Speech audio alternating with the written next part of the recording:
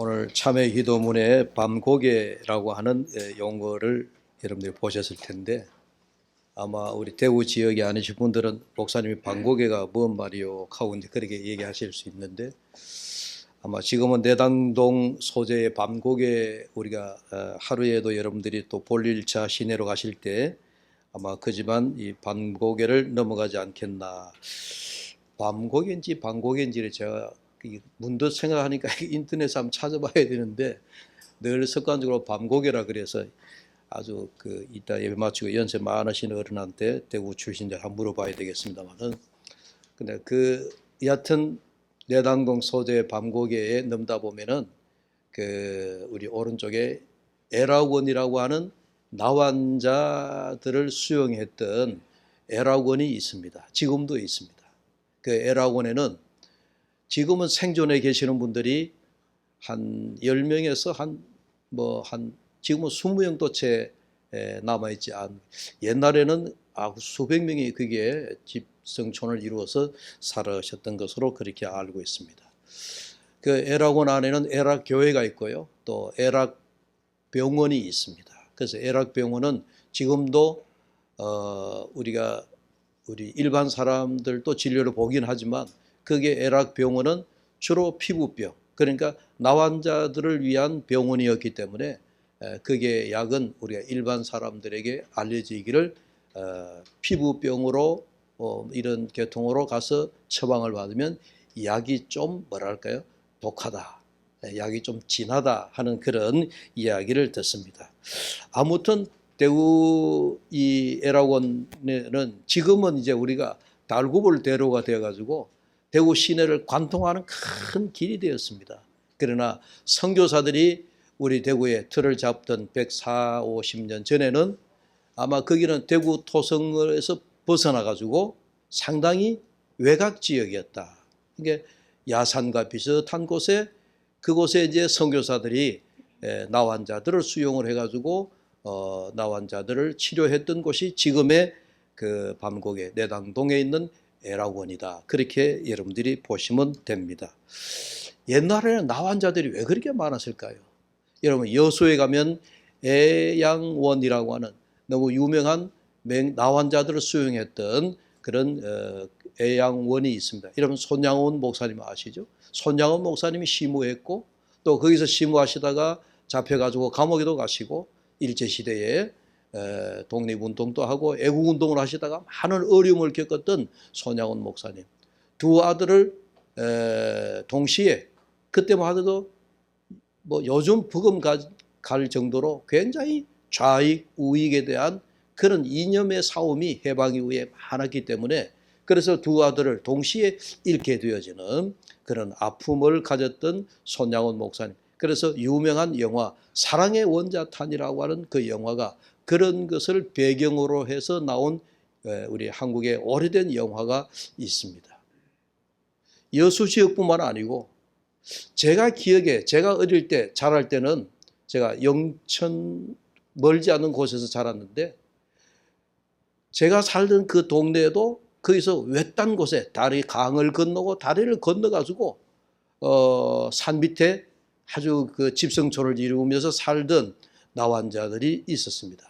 아마 여러분들 기억에도 여러분들 고향 마을이나 고향 쪽에 아마 여러분들이 나환자들이 어디에 살고 있었다. 마을에서 동구 밖으로 멀리 쫓겨난 듯한 그런 외진 곳에 나환자들이 살았던 것을 아마 기억을 하실 겁니다. 그렇게 생각해 보니까 옛날에 참 나환자들이 많았다 하는 그런 생각이 듭니다. 오늘 명절을 앞두고 살펴보는 본문이 바로 이런 나환자들과 얽힌 나환자들과 관계되어진 말씀입니다. 이런 먼저 11절 말씀을 볼까요? 예수께서 예루살렘으로 가실 때에 사마리아와 갈릴리 사이로 지나가시다가 라고 하는 말씀이 있습니다. 예수님이 가시고자 했던 곳은 예루살렘, 유다의 수도라고 할 수 있는 예루살렘으로 주님이 가시는 목적지였고 왜 예수님이 예루살렘으로 가시고자 했느냐? 그 예루살렘은 유대 사람이라면 특히 유대의 남자들이라면 반드시 1년에 한 번 이상은 예루살렘에 특히 유월절 올라갔었습니다. 가서 제물을 하나님 앞에 드리고 그 제물을 바치면서 하나님 앞에 뭐랄까요? 요즘 말하면 신고식 하러 가는 거예요. 그래서 유대 남자라면은 반드시 예루살렘으로 가는 관례에 따라서 예수님도 예루살렘으로 가시고 계셨다 하는 것을 알 수가 있습니다. 그런데 예루살렘으로 가자면 예수님이 아마 전도사에 가실 때 저기 예루살렘을 중심으로 해서 저 아래쪽에 갈릴리라고 하는, 우리가 알고 있는 갈릴리 호수라 그러기도 하고 갈릴리 바다라고 그러기도 하는데, 그 갈릴리에서 쭉 올라오는 길이에요. 그래 하자면 예루살렘으로 가자면 반드시 사마리아 사람들이 사는 그 동네를 거쳐서 예루살렘으로 가야 했습니다. 그런데 유대 사람들은요, 좀 못된 버릇이 있었습니다. 사마리아 사람들과 어떻게 보면 핏줄이 하나고 한 형제 자매인데도 불구하고 바벨론 포로 이후에 유대 사람들이 포로로 잡혀서 고생하던 사람들이 돌아와서 남아있던, 예루살렘에 남아있던 사람들 가운데에 다른 이방인들과 피를 섞었다, 혈통을 섞었다, 그 사람들이 사마리아 사람들이라고 해가지고 그 사람들을 다른 이방 사람들보다도 훨씬 더 뭐랄까요, 미워하고 적대시하고 원수처럼 여겼던 그런 경향이 있었습니다. 그래서 유대 사람들은요, 사마리아 지역을 지나가면 지름길로 해가지고 예루살렘으로 갈 수 있는데 그 지역이 얄밉다고 돌아서 사마리아 땅을 밟지 않고 빙빙 돌아서 예루살렘으로 가는 그런 관습이 있었습니다. 그러나 예수님은 그러지 않았습니다. 사마리아 지역을 늘 지나다녔죠. 그래서 우리가 사마리아 우물가에서 일어난 사건도 예수님이 사마리아 지역을 지나다니다가 일어난 일이에요. 오늘 말씀에도 예수님이 예루살렘으로 가시는 중에 꼭 지나가야 할 동네, 이 사마리아 동네를 지나가는데 이 지역을 돌아가다 보니까 멀리서 소리치는 사람이 있었습니다. 그게 오늘 본문에 뭐랄까요, 배경으로 주인공으로 나오는 10사람의 나환자들이었습니다. 그 10사람이 소리를 치는 겁니다. 이 나환자들은요, 우리와 같이 한 이렇게 모임이나 또 사람을 1대1로나 또 사람이 모인 곳에는 절대로 나환자들이 접근할 수가 없었습니다. 내가 지나가다가 사람이 지나가면 그가 소리치는 겁니다. 나는 나환자입니다. 나는 나환자입니다. 소리치면 그 소리를 듣고 정상적인 사람들이 피해서 도망가듯이 돌아서 가는 거예요. 참 여러분 그 생각해 보십시오. 얼마나 참 이 나환자들의 삶이 정말 피폐했겠느냐. 나를 피해서 사람들이 도망다닌다 생각하면 여러분 참 우리가 그렇잖아요. 그래서 이 10사람이 지금 예수님과 함께 많은 사람들이 무리들이 지나가는 터인데 그 가까이 가지 못하니까 멀리서 소리를 치는 겁니다. 예수님이여, 예수 선생님이여, 우리를 불쌍히 여겨 주십시오라고 그렇게 소리를 치고 있었습니다. 여러분, 그런데 이 소리치는 사람들에게 예수님이 당신들 누구요? 왜 그러오? 주님께서 그런 두말하지 않으셨습니다. 다른 설명, 다른 이유가 필요 없었습니다. 소리치는 그들을 보고 예수님이 나병 환자인 것을 아셨습니다. 그래서 그들에게 예수님이 말씀하십니다. 가서 너희 몸을 제사장에게 보여라. 여러분 잘 아시지만 제사장은 그 당시에 요즘으로 말하면요, 의사와 같았어요. 피부병이 나거나 이 나병이 돌아가서 몸에 뭔가 피부에 이상이 생기면 그 사람은 제일 먼저 제사장에게 가는 거예요. 요즘 말하면 의사에게 진단 받으러 가는 겁니다. 의사에게 진료나 진단을 받게 되면 제사장이 당신은 나병이요. 그러면 그 시로부터 격리되어 가지고 사람이 사는 자기 가족들로부터도 떨어지게 되어지고 멀리 가서 살아야 되는 거예요. 또 병에 걸렸다가 내 병이 다 고침받았네. 그러면 바로 집으로 못 돌아가는 겁니다. 누구에게 먼저 가야 되느냐? 제사장에게 먼저 가야 됩니다. 왜? 제사장에게 가서 자기 몸을 보여주고 내 몸이 어떻소? 내가 피부병이 다 나은 것 같소? 내 나병이 다 고쳐진 것 같소?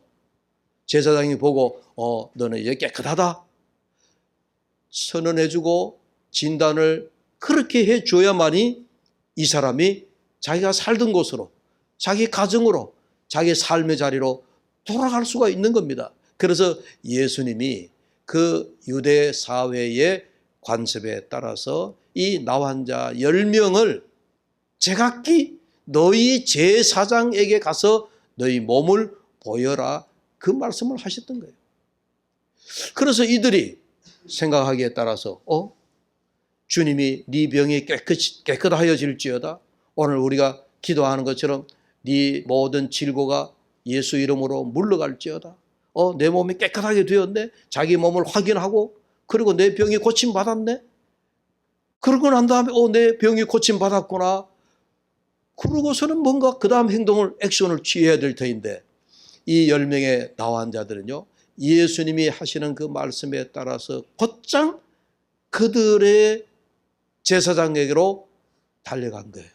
쫓아갔습니다.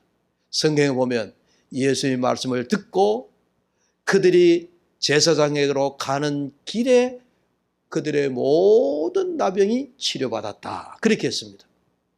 가는 도중에 그들의 몸을 보니까 내 나환자가 내 나병이 다 깨끗해졌네.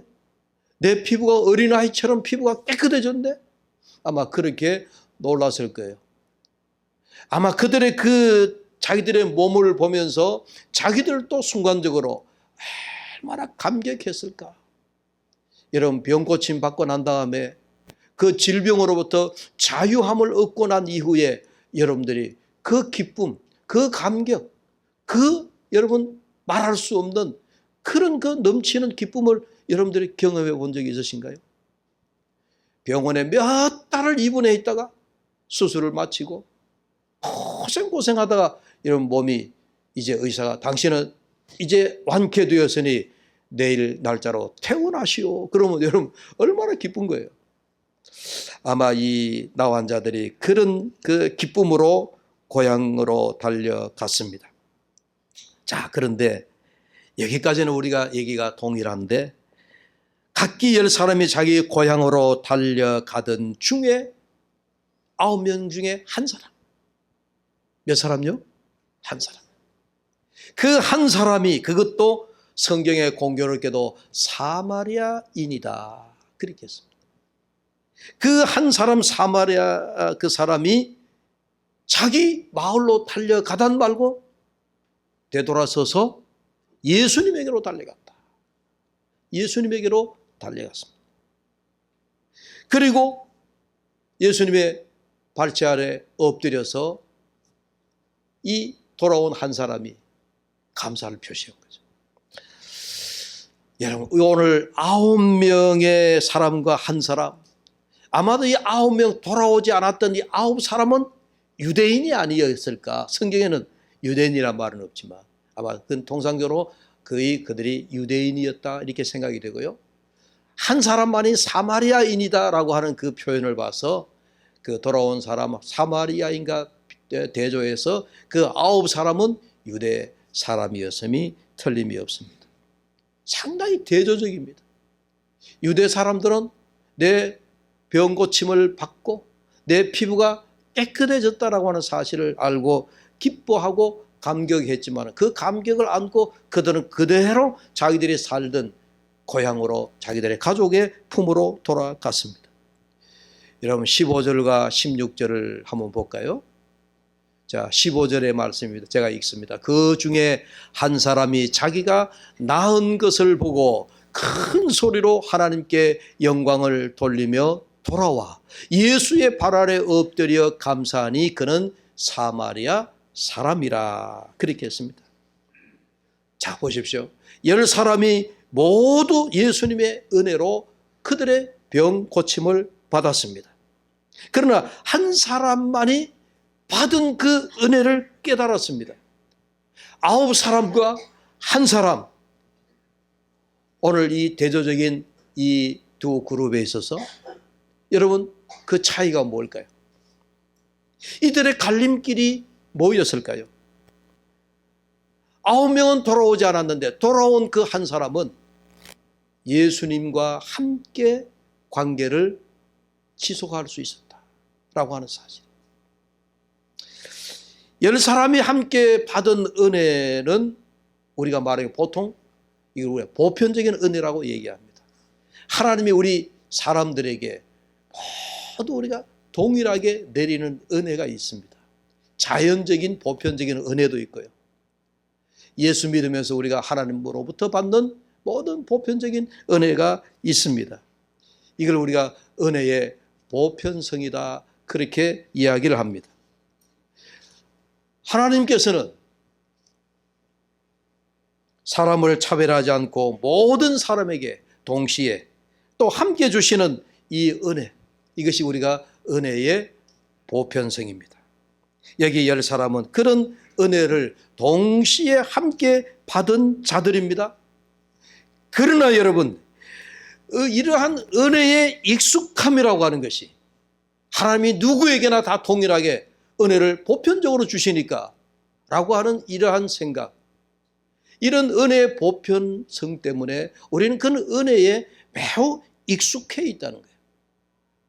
그런데 이 은혜의 익숙함이 우리의 신앙에 때로는 함정에 빠뜨린다.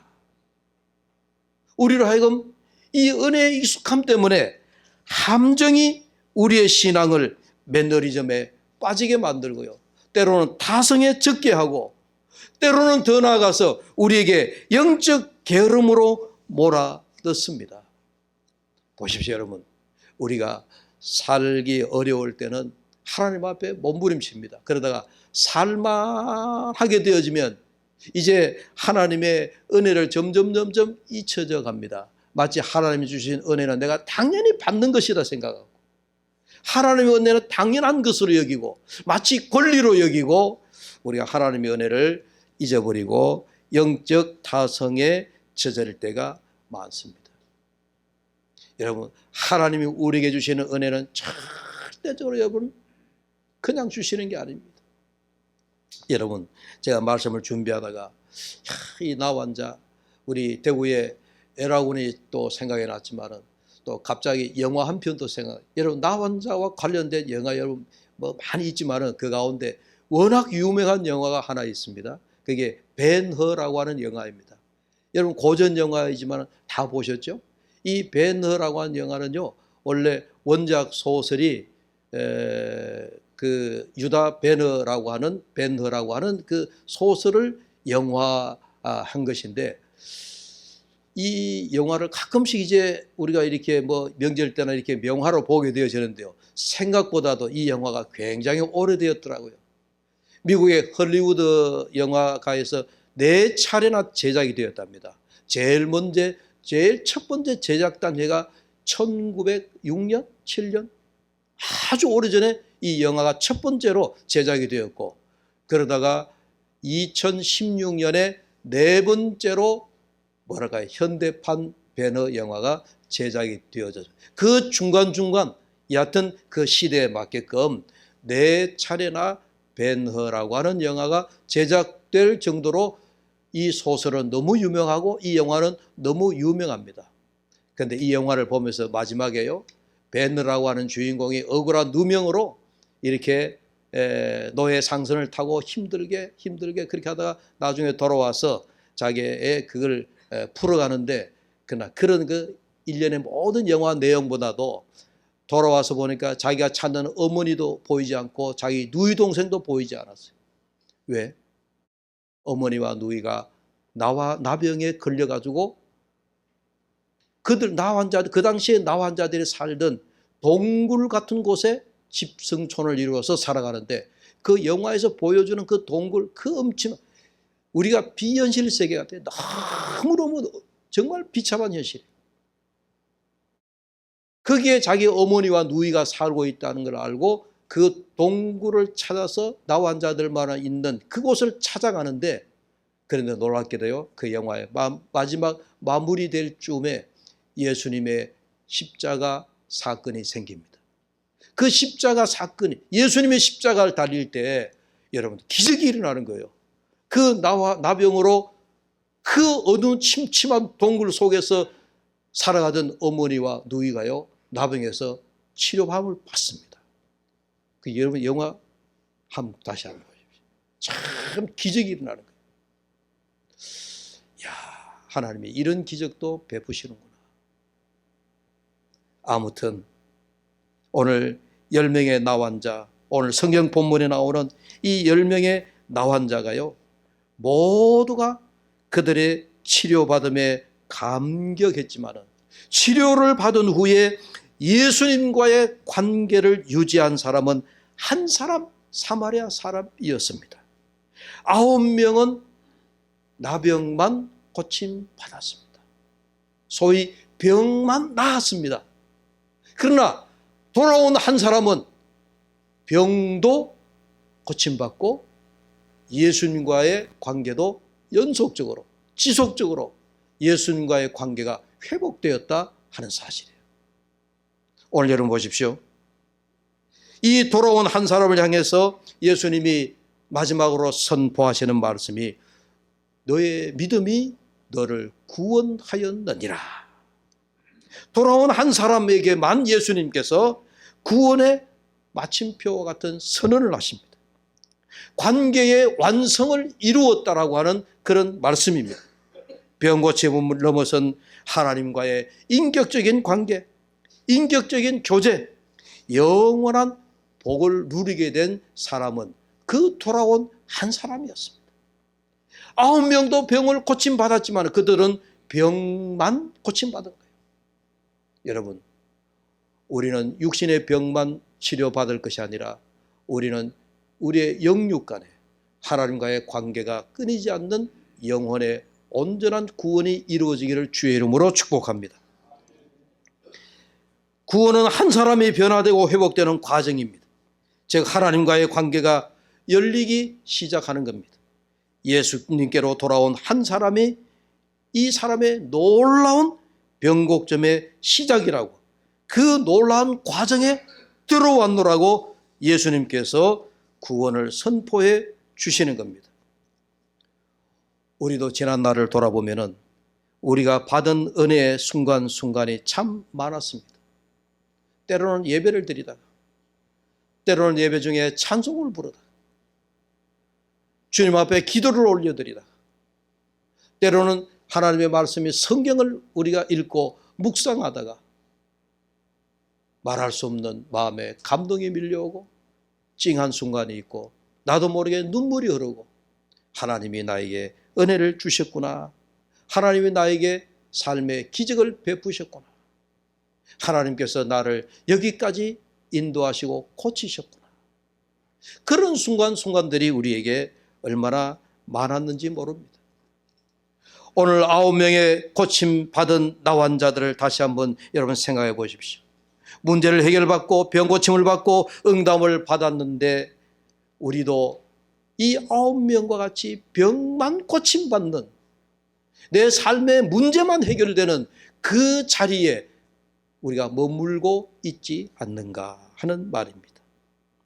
9명과 한 사람의 갈림길이 어디 있습니까? 이들의 차이가 무엇인지 한번 생각해 보십시오. 9명은 병만 고침받았습니다. 돌아온 한 사람도 병도 고침받았지만 더 중요한 것은 예수님께로 돌아와서 예수님과의 관계가 이루어졌다는 거예요. 예수님과의 관계가 지속되어졌다는 거예요.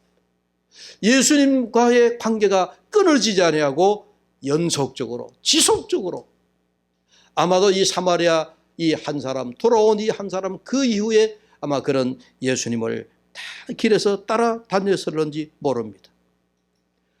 우리 모두는 은혜를 입을 자격이 없는 사람들입니다. 마치 10명의 그 나환자들처럼 말입니다. 그러나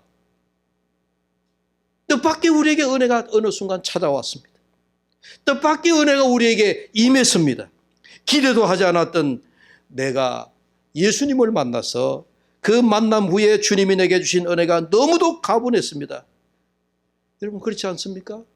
저도 여러분도 우리가 하나님 앞에 은혜 받을 자격이 있는 자들입니까? 자격을 논하자면 여기에 설교하는 저도 오늘 함께 예배하는 여러분들도 하나님 앞에 은혜 받을 자격을 갖춘 자는 아무도 없습니다. 자격 없는 나를 주님께서 주님의 자녀 삼으시고 주님의 십자가 보혈의 공로로 우리에게 은혜를 주시고 구원을 주셨으니 이보다 더 큰 기쁨, 감격이 어디에 있습니까?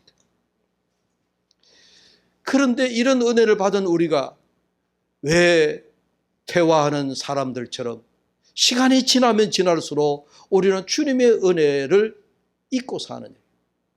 주님의 은혜가 왜 우리의 삶의 자리에서 점점 우리가 사라지고 있느냐 하는 얘기입니다.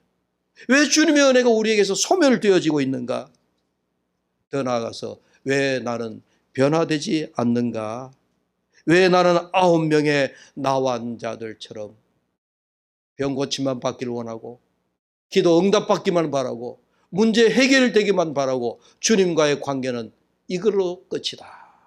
내가 문제 해결 받았으니 내가 병 고침 받았으니 이제는 주님 더 이상 나하고 관계가 없습니다. 왜 우리가 그런 생각이 들죠? 돌아온 한 명의 나환자를 한번 묵상해 보았습니다. 아마도 이 사마리아인의 믿음이 좋았을까? 믿음이 우리가 내가 가진 믿음보다도 이 사마리아인이 가진 믿음이 어마어마한 믿음이었을까? 이런 생각도 제가 해보았습니다. 그런데 무척 그 생각을 하다 보니까 주님이 우리에게 하시는 말씀이 있어요. 내가 너희들에게 큰 믿음을 요구하지 않는다.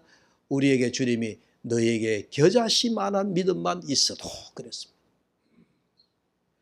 얼마나 작은 겨자씨인데 너에게 겨자씨만한 믿음만 있어도 하는 주님의 말씀이 갑자기 떠올라요. 여러분 우리에게 겨자씨만한 믿음이 있나요? 아마 사마리아인의 제가 믿음을 비교해 보자면 아마 이 사람에게 아마도 겨자씨만한 믿음이 있었지 않았느냐. 그 믿음이 싹트고 자라서 여러분 큰 나무가 되고 가라지가 그늘이 이루어지고 여러분 날아가는 새들이 깃들게 되어지고 많은 사람들에게 그늘을 제공하고 유익을 주는 나무가 되지 않습니까? 우리가 처음부터 큰 믿음 그런 가진 자로서 우리가 태어나지는 않았지만 주님이 우리에게 바라시는 건 지금도 여러분 생명력이 있는 살아있는 겨자씨만한 믿음이라도 있어도 하는 그런 간절함이 아주 여러분 간절합니다. 저와 여러분에게 이런 겨자씨만한 믿음이 있기를 바랍니다. 오늘 돌아온 이 사마리아 사람, 돌아온 한 명의 이 사람은 오늘의 나된 나는 주님의 은혜로다. 여러분 이런 고백을 가지고 살아가는 사람 같지 않습니까? 오늘 여러분들이 가지신 것처럼 내가 살아가는 것은 내가 지금까지 살아온 것은 다 주님의 은혜로다. 이런 믿음이라면 주님이 기뻐하시리라 믿습니다. 이후로 주님을 내 마음 중심에 두고 살겠다라고 하는 고백으로 주님께로 돌아와서 주님과의 관계를 지속적으로 유지하고자 했던 사람이 바로 이 사마리아 사람입니다. 그래서 하나님이 하셨고 지금도 하나님이 하시고 계시고 앞으로도 하나님이 하실 것이다. 즉 여러분, 저와 여러분들이 지금까지 살아왔던 나의 모든 과거에도 하나님이 내 삶을 인도하셨고 지금의 내 삶도 하나님이 여러분 자와 핸들링하고 계시고 그리고 남아있는 내 삶의 모든 삶도 하나님이 해 가실 줄로 믿습니다. 오늘 이 믿음을 가진 이가 제가 생각하기에 오늘 돌아와서 주님 발 앞에 엎드려 있는 사마리아 이 한 사람이라고 저는 믿습니다. 저와 여러분이 그저 내 문제만 해결되고 돌아가면 그만이다라고 하는 9명의 사람이 아니라 돌아와서 주님 나를 잡아주세요. 주님이 나와 함께해 주실 줄 믿습니다. 영원히 주님과 함께 손목 잡고 가겠습니다 라고 하는 그런 믿음을 가진 자라고 믿기 때문에 저와 여러분의 우리 모두의 삶이 오늘 돌아온 이 한 사람의 믿음으로 우리가 살아갈 수 있기를 주의 이름으로 축복합니다. 기도합시다. 하나님 아버지, 제가 돌아온 그 한 사람이 되겠습니다. 우리 입술로 오늘 그런 고백을 하기를 원합니다. 그저 내 문제만 해결받고 돌아서면 그만이다 라고 하는 9명의 사람이 아니라 언제까지 하나님을 붙들고 살겠습니다. 주님 발 아래 엎드리겠습니다.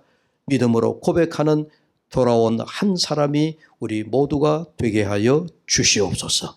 예수님의 이름으로 기도하옵나이다. 아멘.